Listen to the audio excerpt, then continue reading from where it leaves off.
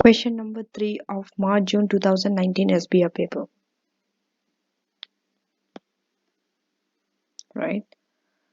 So as you can see,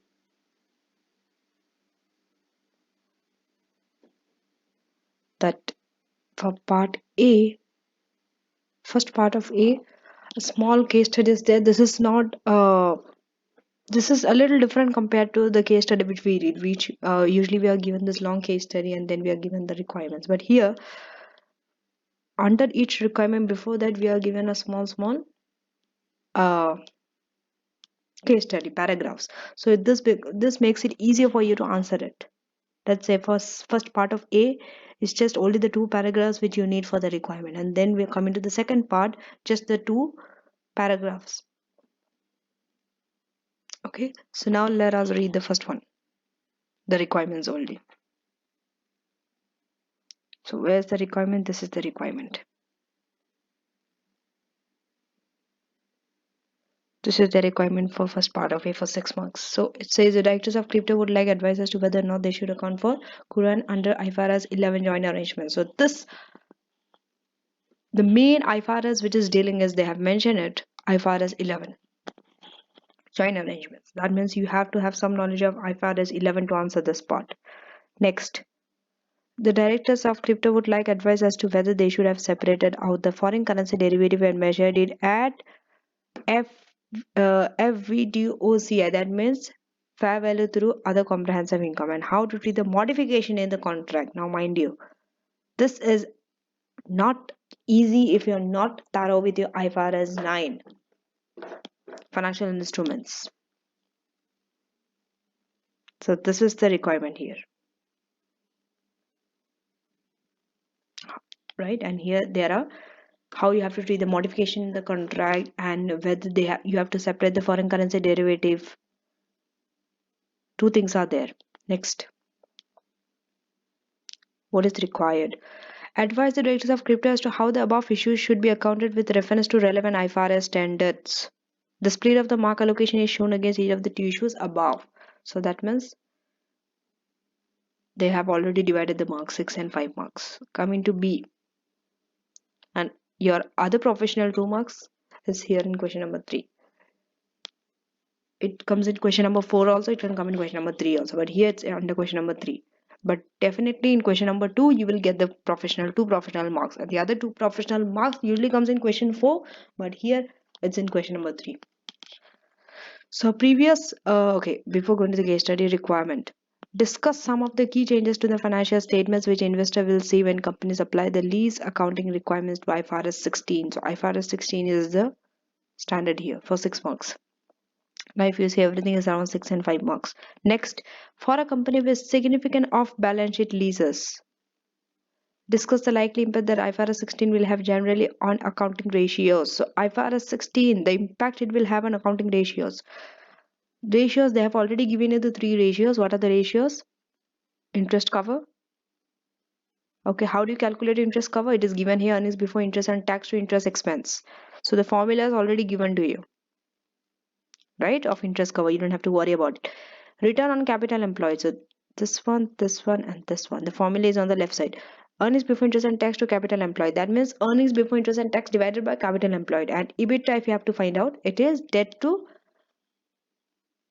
earnings before interest, tax, depreciation and amortization. You will get the professional marks for clarity and the quality of the discussion for 3B only, not 3A, right? So now this, you have a choice here whether you want to answer 3A first or 3B first. Okay, so that freedom you have, you can answer in any order, because 3A and 3B is not related, it's not linked, there's no link. This is a different IFRS, this is a different IFRS. But let us go by our norms, we'll go in the order. So we are going to read the case study for first part of A, which is for joint arrangements. Okay, so crypto operates in the power industry, which owns 45% of voting shares in Quran, has 4 other investors which owns the remaining 55% of its voting shares, and all are technology companies. So how much they own? Crypto 45% and the remaining is 55%. the four other. Okay, and the largest of this holding is 18%. What is the largest? 18%. So Quran is property developer and purchases property for its renovation potential and a subsequent disposal. Crypto has no expertise in this area and is not involved in the renovation or disposal of the property. The board of directors of Quran. So for joint arrangements, you have to decide who has the voting power, how the decisions are taken, whether decisions are taken jointly or enormous decisions are taken. All those things you need to decide whether it's a joint arrangement or not. So the board of directors of Quran makes all of the major decisions. Now this paragraph is very important. Who makes the major decisions? Makes all of the major decisions, but crypto can nominate up to 4 of the 8 board members. Okay, so who makes all the major decisions? The board of directors of Quran, all major decisions, but crypto can nominate 4 out of 8 board members. Each of the remaining 4 members are nominated by each of the other investors. So any major decisions require all board members to vote and for there to be a clear majority. Major decisions require what? All board members to vote for there to be a clear majority. Thus, crypto has effectively the power of veto on any major. So crypto has a power of veto on any major decision. There is no shareholder agreement as to how Quran should be operated or who will make the operating decisions for Quran. The directors of crypto believe that crypto has joint control over Quran because it is a major shareholder and holds the power of the veto over the major decisions. Okay, so now the directors of crypto would like to advise as whether or not they should account. So now you have to tell to the directors of crypto whether they have to account for Quran under IFRS 11 or not. First, you have to define what is joint arrangement. Let us go to the answer. Okay. So before assessing whether an entity has a joint control over an arrangement, the key here is what is the word here? Joint control. Joint control is the word. Before you assess whether an entity has a joint control over an arrangement, an entity must first assess whether the parties control the arrangement in accordance with the definition of control in IFRS 10. So IFRS 10, can you see? Even though they say IFRS 11, in that's a main one, big one. Inside that, there can be many small IFRS which are dealing with it. It is not just one. They will never give you where you only have to do sometimes, but not always. Some standards, yes, only one is enough, but most of the time you will see 2-3 standards are there inside that one. So IFRS 10, first you have to define the definition of control. And where does this always, whenever IFRS 11, whenever you have to define joint arrangement, this step is similar. Remember the steps. First, before you assess joint control, you have to define control. No, definition of control is defined under which IFRS? IFRS 10. Remember that. That's why they have mentioned IFRS 10 here. Consolidated financial statements. From there you will take whether they actually have a control also or not. If they have the control, then you talk about joint control. If they don't have the control, then there itself you can say it's not a joint arrangement because they don't have a control. How can you say they have a joint control? Understanding? So you understood. Okay, so now if not, an entity must determine whether it has a joint control of the arrangement. Okay, so IFRS 11 joint arrangements defines. Now you have to talk about under IFRS 11 what is joint control. You are defining joint control. This is from your IFRS 11 textbook. You can take the definition on all. You should be thorough with it. Okay, so defines joint control as the contractually agreed sharing of control of an arrangement which exists only when decisions about the relevant activities require the unanimous consent of the parties sharing control. Contractually agreed sharing of control. These are the keywords which has to be there in your definition. Unanimous consent and contractual agreed sharing of control. These are the keywords. It has to be there in your answer. No matter how the way you write might be different. Your sentences might be in your own words. You might change the sentence, but these 2 words has to be there. Make sure it is there in your answer. Unanimous consent of the party sharing control. So this means an assessment as to whether any party can prevent any of the other parties from making unilateral decisions without its consent. It must be clear with which combinations of parties is required to agree unanimously to decisions about relevant activities of the arrangement in the case of Quran. So first you are talking under IFRS 11. All the rules and all. Then you are bringing into the case study. In the case of Quran. Okay. In the case of Quran. This is how you are linking to the case study. Okay, in the case of this, in the case of the company name might be different.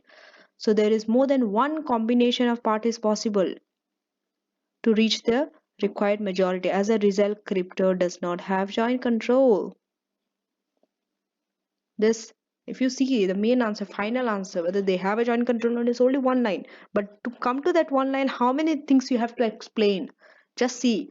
First, you have told that under IFRS 10, define control. Then you said under IFRS 11, what is joint control?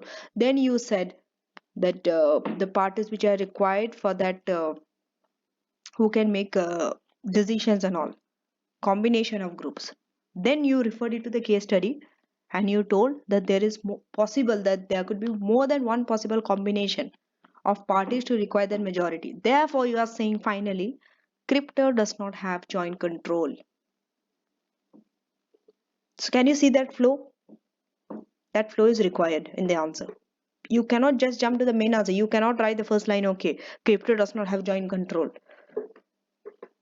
It has to come to that answer. Follow that logic, that how it comes to the answer.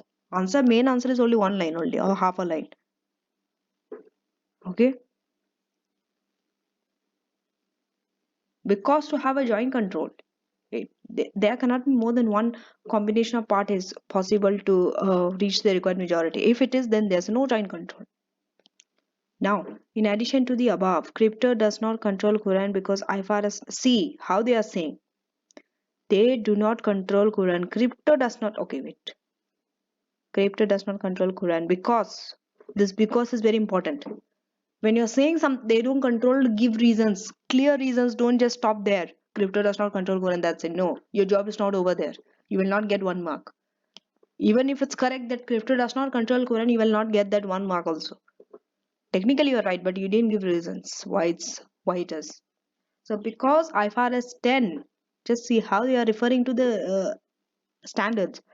This is not your own opinion. This is IFRS 10 is saying, because IFRS 10 states that the control requires power over the investee, which gives the investor the ability to direct the relevant activities. Whole thing, read IFRS 10, you will understand why they don't have control. So crypto does not have the ability to direct the relevant activities. That is the reason crypto does not have the ability to direct relevant activities, as it can only block divisions and cannot make decisions by itself. Also, there is no shareholder agreement. They have told, right? In the case study, it's written there. There is no shareholder agreement. They don't have the ability to direct. They don't have the shareholder agreement, which sets out the shareholders' voting rights and obligations, and thus other shareholders can act together to prevent crypto from making decisions in his own interest. Crypto does not have joint control as agreement between itself and other board members as to occur for a decision to be made. Therefore, it appears that Quran, see, therefore, finally they are giving the conclusion. It appears that Quran is an associate of crypto. Quran, if it's not joint venture, then it is what? That also you have to tell. They don't have a control. They don't have a joint control. Then what are they? If they don't have control, then they are associate. Because to have control, you have to be a subsidiary, right? So clearly they have pointed out that they don't have the control. That means they are not a subsidiary. Then what are they? Associate. Quran is an associate of crypto. This is your final answer. Okay, and would apply what? What do you apply when it's an associate? IS 28. Now you see another standard is coming up. IFRS 10, IS 28, and IFRS 11.3 in one. So that to identify those small IFRS 10 and IS 28, you have to be very clever and you have to be very sharp in that. This is an area where students struggle and they lose marks because they are not able to identify the small standards. They are always thinking about that main IFRS 11 and they talk about only IFRS 11 only. These are hidden there. No one will tell you. There's no hint that IFRS, IS 28 and IFRS 10 will be there. You have to find it out. This is why practicing of questions multiple times, see, as much as possible is very much required in SBR.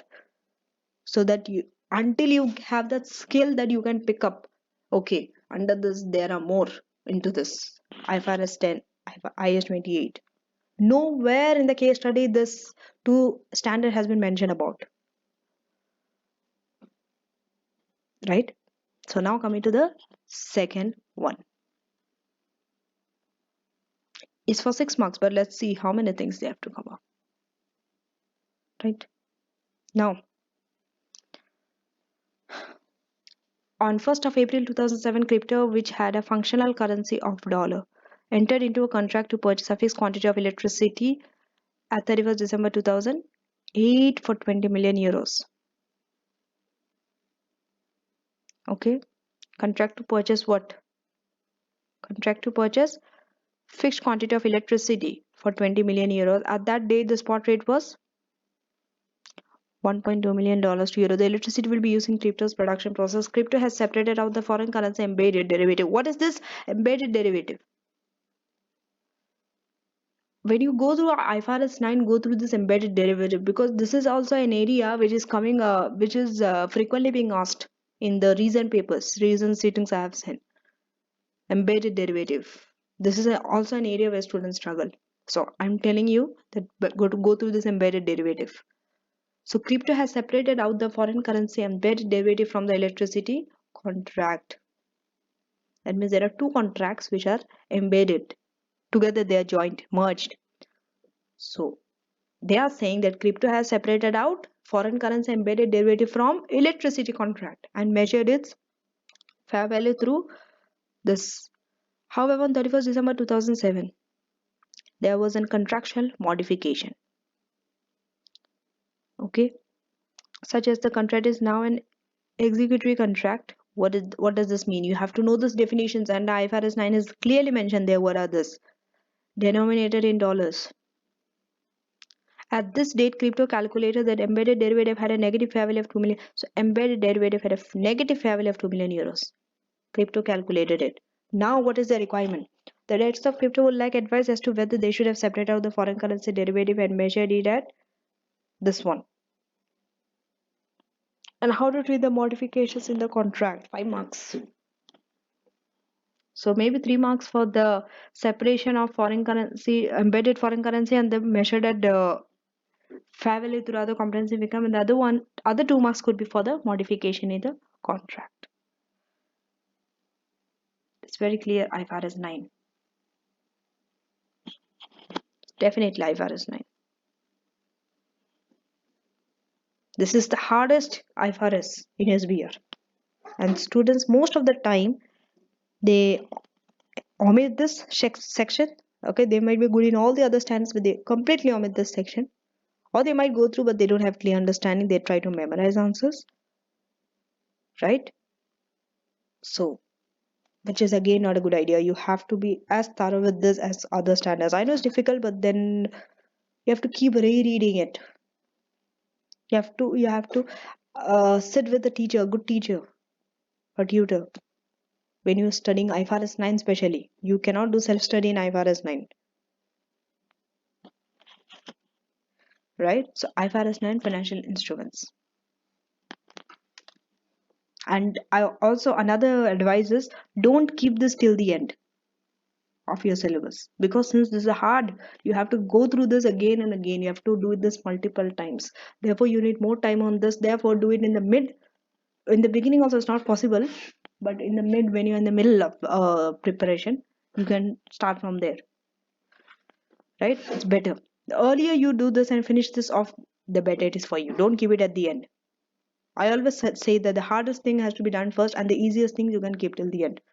Because for hardest things you need more focus is required, more concentration is required, which is not available in your last few days of preparation. You're not able to give that much of concentration because you are very much scared, and you're preparing and you're doing revision again, so it's not possible.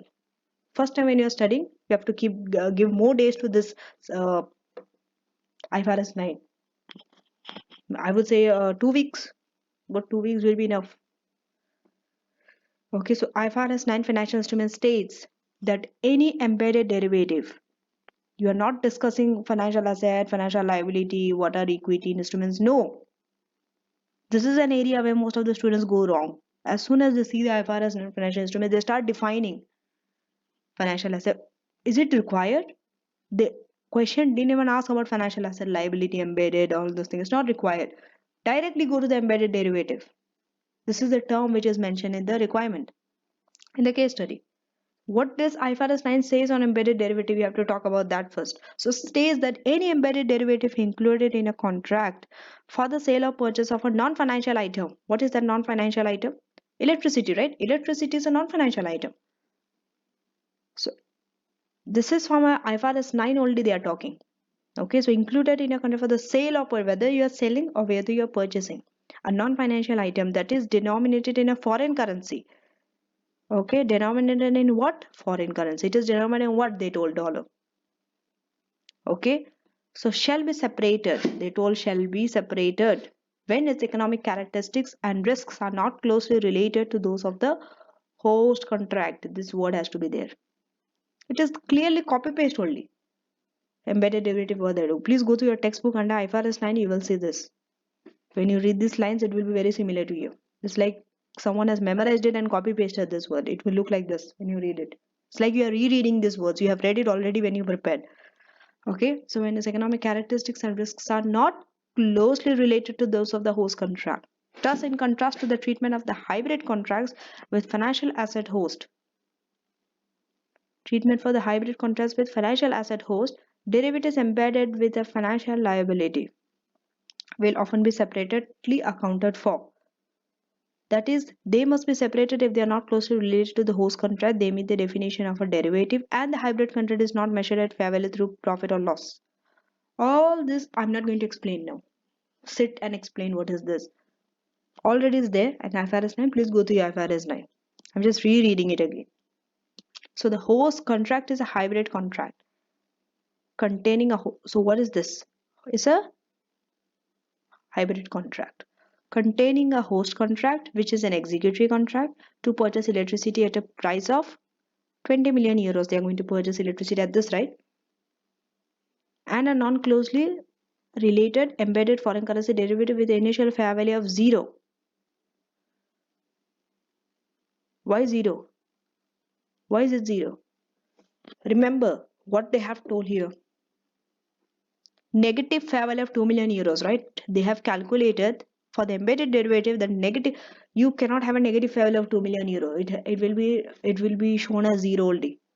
It's negative. That's why initial fair value of 0 for the embedded foreign currency derivative. To buy 20 million euros, sell $25 million.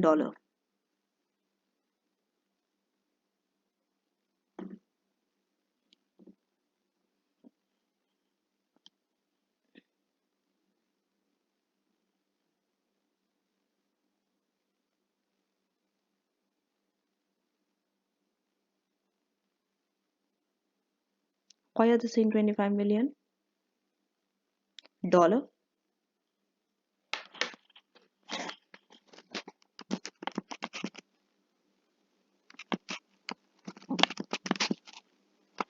Because just see the spot rate. 20 million euro means how much in dollar? 20 million into what? It is 20 into 1.25, which will give you $25 million. Okay, understood? It's dollar.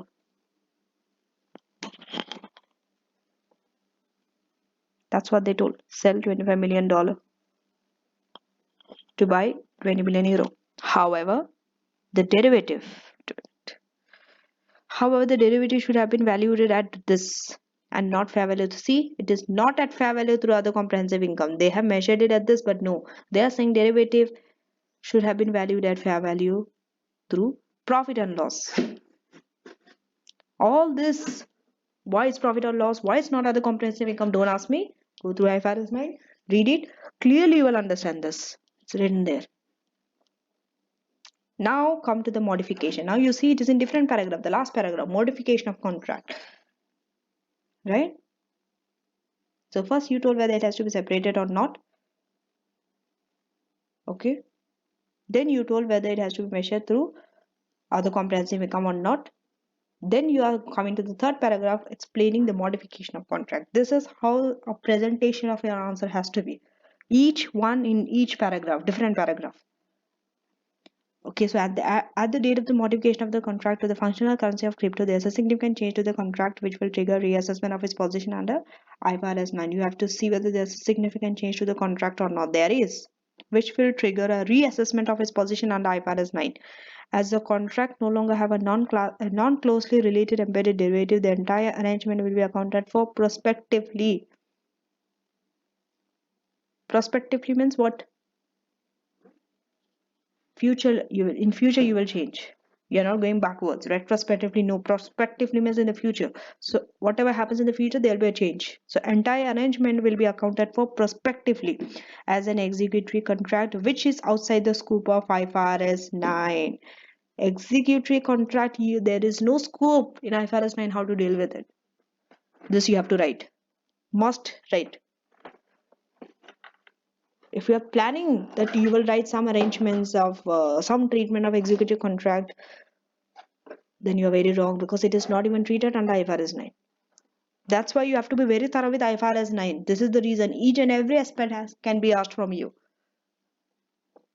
Executive contract, embedded derivative, whether it is measured through fair value or not, through other comprehensive income, all these things. So the embedded derivative will be derecognized.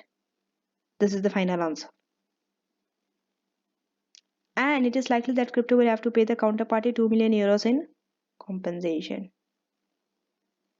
Crypto will have to pay the counterparty 2 million euros in compensation. What is that 2 million euros? This one, negative fair value of 2 million euros. Right? This 2 million euros. Negative fair value of 2 million euros. So they have to pay a compensation. Okay, I'm sure that most of you are not understanding this answer. For that, you have to first understand IFRS 9 very thoroughly before you attempt this question also. I know in the first attempt you will not understand this. Right? No issue. Coming to part B.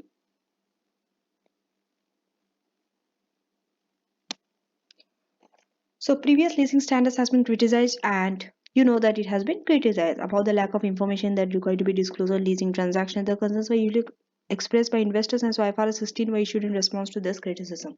Now, discuss some of the key issues to financial statements which investors will see when companies apply the lessee accounting treatments in IFRS 16. What are the key changes to financial statements? For 6 marks. At least 6 you have to give, right? So now, IFRS 1916, IFRS 16 leases. What does it say? It introduces a single lessee accounting model and should reduce the number of off-balance sheet leases. Reduce off-balance sheet leases. Upon lease commencement, a lessee recognizes the right of use of asset and a lease liability. Okay, so when lease is commenced, what happens? Lessee recognizes the right of use asset and a lease liability. These two things. After lease, so this is upon lease arrangement. This is after lease commencement. A lessee measures the right of use asset using cost model as accumulated depreciation. So lessee measures the right of use asset using, see, right of use asset is like an asset only. Okay, non-current asset. So non-current asset, right? You should know how it is measured. It could be measured in revaluation model or cost model. So this one is measured using cost model as accumulated depreciation. Of course, there's a depreciation for this also. So now it is treated as non-current asset. So for that we have depreciation and accumulated impairment also. If it's there, deducted from the cost model. And the lease liability, how will you do it? It is initially measured at present value of the lease payment.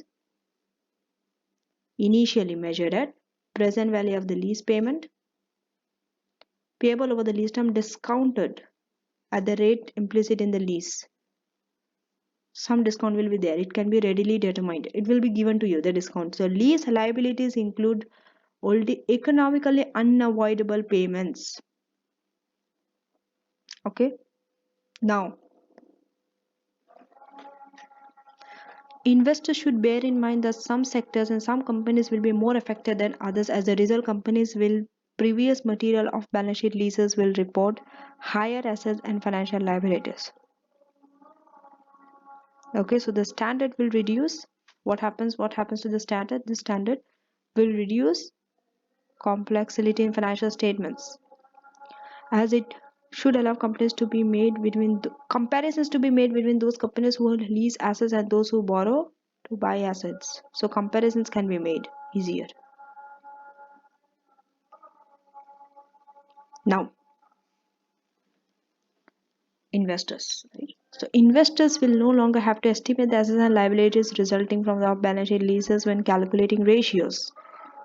The investors they no longer have to estimate assets and liabilities resulting from off-balance sheet leases when calculating what ratios, as there should be fewer. Now there will be fewer off-balance sheet leases, so they don't have to estimate, which will have a positive impact on ratios. It's easier to calculate ratios also.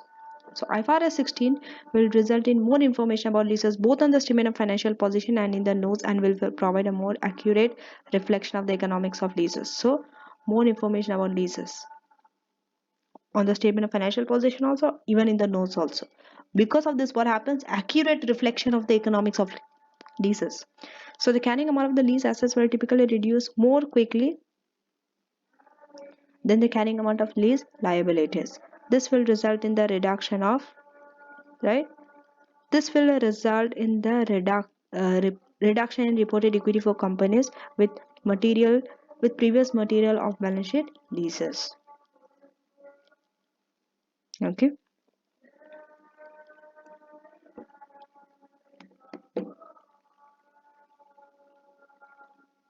And now, IFRS 16 requires lessee to disclose lease liabilities separately from other liabilities as a separate line item. Okay. So lease liabilities have to be separately from other liabilities. Okay. It have to be disclosed like that, or together with other similar liabilities in a manner which is relevant to understanding the lessee's financial position. A lessee will also split lease liabilities into current and non-current proportions based on the timing of payments. All this IFRS 16 is given. Nothing new I'm telling you. And the last requirement is for a company with a significant off-balance sheet leases, discuss the impact IFRS 16 will have on accounting ratios. So these ratios are the interest cover, ROCE and EBITDA. So 3 separate paragraphs for each. Okay.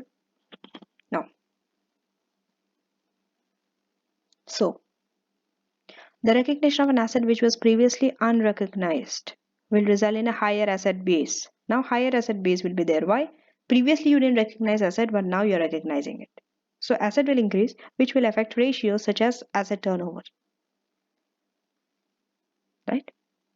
The recognition of a liability which was previously unrecognized will result in higher financial liabilities. Now higher financial liabilities because previously liabilities you didn't recognize, but now you're recognizing, which will affect what? Gearing.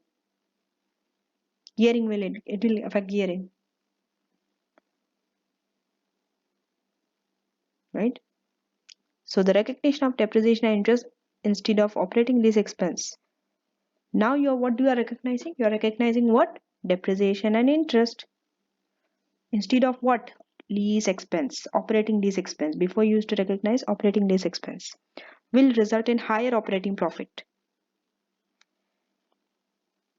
Right? Why? Because now you're not recognizing lease expense. So expense will reduce. Because of that, higher operating profit. And because it is typically excluded from operating expenses, exactly. Even though interest is there, depreciation interest, but it is not it is excluded from operating expenses and will affect performance ratios. Performance ratios will be affected because of that. Similarly, profit measures which exclude interest and depreciation but previously included operating lease expense such as EBITDA will be higher under IFRS 16. Right? Previously what they did, why it is higher, please understand the logic also behind this. Okay, why it is higher? Because previously lease expenses was there. Because of lease expenses, that EBITDA will be lower now, right? Expenses are higher, so earnings before interest, tax, depreciation, amortization, it will be lower. But now exclude the interest and depreciation, and no expenses there. So EBITDA will be higher. Coming to the interest cover. So we are talking about interest cover, return on capital employed, and this three. Interest cover, okay? Interest cover, return on capital employed, debt to EBITDA. These three things we have to talk about. That's why we talked about EBITDA separately and gearing separately, because debt to EBITDA and interest cover. So there will be an increase in the earnings measure, which will not be proportionate to the increase in interest. The change in the ratio will depend on the characteristics of the lease portfolio. Right? The change in the ratio, you cannot say whether it will increase or decrease. It depends how much interest will increase or not, how much the earnings will increase or not. But there will be an increase in earnings measure, EBITDA. That for sure we know. But it is not proportionate to the increase in interest. We don't know how much interest is going to increase. Okay, so now coming to the return on capital employed, it is likely that ROC will be lower under IFRS 16. Likely, right? ROC will be lower under IFRS 16 because the increase in operating profit is unlikely to be proportionate to the increase in capital employed. Right? Because of this reason. Operating profit, yes. Unlikely to be proportionate to the increase in capital employed. Now the last one. Ratio of debt to EBITDA is likely to be higher because debt will increase by more than the increase in earnings. Correct? So debt will increase because the fact that this lease liabilities will be, now why debt will increase? Lease liabilities will be recognized on the statement of financial position. So for companies which have material off-balance sheet leases, IFRS 16 is expected to result in higher profit before interest because a company represents the implicit interest in lease payments for former off-balance sheet leases as part of finance cost. Previously, the entire expense relating off-balance sheet cost leases was included as part of operating expenses. So the size of the increase in operating profit, finance cost, will depend on the significance of leasing activities to the company. Right? So that's it for this. And with this, we finish this video, and so the last video will be on question 4 of March June 2019 paper. So see you in my next video.